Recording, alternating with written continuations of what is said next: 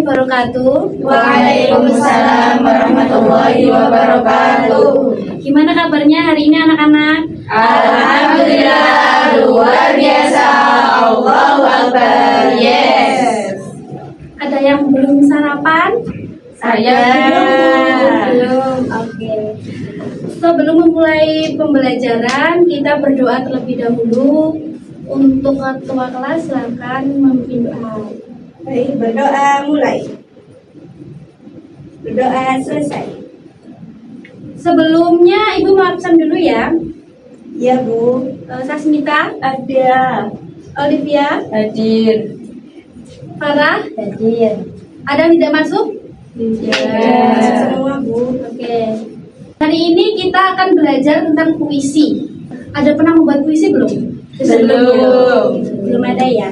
Jadi puisi ini adalah salah satu teks yang bisa mengekspresikan perasaan kita. Jadi, puisi itu bisa menjadi salah satu pengungkap perasaan kita.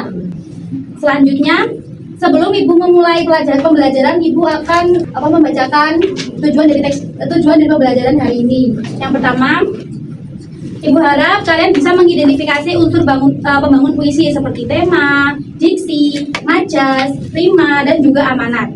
Selanjutnya, kalian juga Ibu harapkan bisa menafsirkan makna dan pesan dari puisi. Selanjutnya, kalian bisa membacakan puisi secara ekspresif dan juga komunikatif. Dan yang terakhir, kalian bisa mempresentasikan hasil pembacaan puisi dengan percaya diri. Nah, kalian udah tahu belum apa pengertian dari puisi? Selain yang ada di atas ini, mungkin dari pendapat kalian sendiri.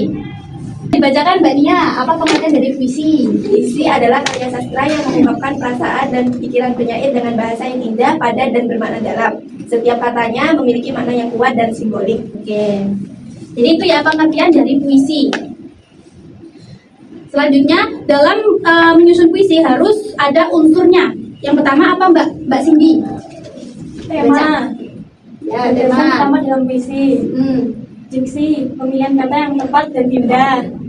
Majas, bahasa kias untuk memperindah makna. Rima dan irama, pengenalan bunyi yang menimbulkan keindahan. Yang terakhir amanat, pesan yang ingin disampaikan penyair. Oke, jadi kalau sebelum kita membangun atau membuat puisi harus ada unsur-unsur yang kelima unsur ini. Jadi yang pertama harus ada temanya. Temanya kalian mengambil apa? Dan yang kedua ada diksi. Dan yang ketiga ada majas. Jadi harus ada bahasa kias untuk memperindah makna. Jadi setiap bait puisi itu ada maknanya. Terus abis itu yang keempat itu harus ada rima dan irama. Dan yang terakhir harus ada amanatnya. Selanjutnya ada ciri-ciri puisi. Ciri-ciri puisi bisa dibacakan Mbak Sasmi. Yang pertama, menggunakan bahasa yang padat dan indah. Yang kedua, banyak memakai majas atau gaya bahasa kiasan. Yang ketiga, tersusun dalam bait dan larik. Yang keempat, mengandung irama dan rima. Yang kelima, mengungkapkan perasaan atau suasana batin penyair. Oke. Jadi itu ya ciri-ciri dari puisi. Yang pertama menggunakan bahasa yang padat dan indah. Jadi puisi itu harus menggunakan bahasa yang padat dan indah. Yang kedua harus memakai majas, gaya bahasa dan juga kiasan. Dan yang ketiga harus tersusun dalam bait dan larik. Yang keempat mengandung irama dan juga rima, dan yang terakhir mengungkapkan perasaan dan suasana batin penyair.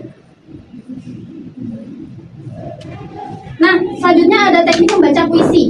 Jadi untuk teknik membaca puisi harus berlandasan ini anak-anak ya. Ada 5 poin ya. Jadi yang pertama intonasi dan ada suara. Jadi intonasinya harus ditekan, ada suaranya juga harus harus masuk ke dalam teks puisinya. Jadi ya. Yang selanjutnya artikulasi dan juga kejelasan pengucap. Jadi pengucapannya harus jelas.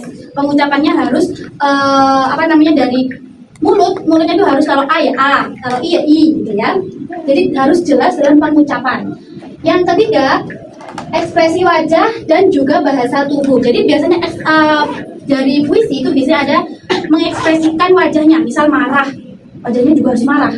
Bahasa tubuh misal kayak kita ceritanya kehantam, jadi tubuhnya juga harus memperagakan, ya. Jadi harus ada ekspresi wajah dan juga bahasa tubuh. Dan yang keempat, penghayatan sesuai dengan isi puisi. Jadi harus dihayati, harus diresapi apa itu isi puisinya, apa itu isi puisinya. Dan yang terakhir yaitu adalah gestur dan juga gerakan tubuh yang mendukung. Jadi,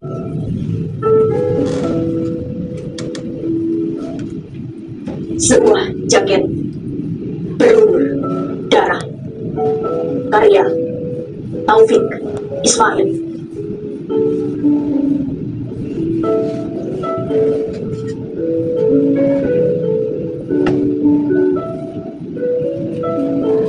Sebuah jaket berlumur darah, kami semua telah menatapmu, telah berbagi duka yang agung dalam kepedihan bertahun-tahun.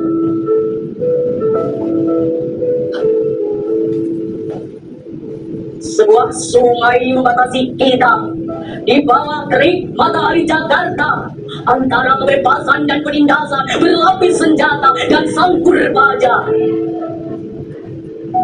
Akan mudah kita sekarang seraya mengucapkan selamat tinggal perjuangan, berikhlas setia kepada tirani dan mengenangkan batu kebesaran sang pelayan.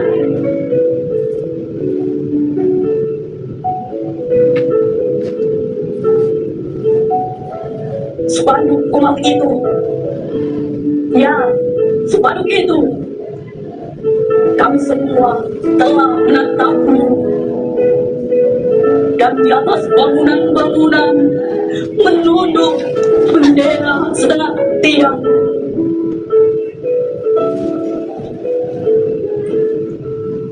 Pesan itu telah sampai kemana-mana, melalui kendaraan yang melintas, abang-abang beca, kuli-kuli pelabuhan, teriakan-teriakan di atap bis kota, pawai-pawai berkata, prosesi jenazah ke pemakaman. Mereka berkata, semuanya berkata, lanjutkan perjuangan.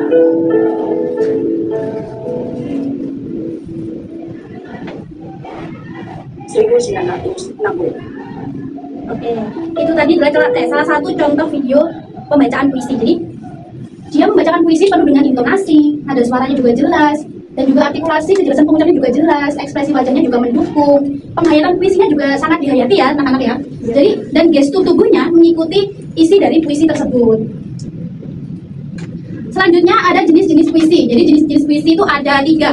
Yang pertama ada puisi lama, yaitu terikat aturan seperti pantun, syair, dan juga gurindam. Yang kedua ada puisi baru, bebas dari aturan jumlah baris dan rima. Contohnya kayak puisinya Farid Akbar. Dan yang terakhir yaitu adalah puisi kontemporer, yaitu lebih bebas, seringkali eksperimental dalam membentuk gaya. Dan yang terakhir, Ibu ada penugasan. Jadi ini ada games ya. Kalian bentuk 4 kelompok. Kalian membentuk 4 kelompok ya. Menyusun puisi. Apa sini isinya nanti 4. Jangan. Kasih. Nggih. Ini anak-anak.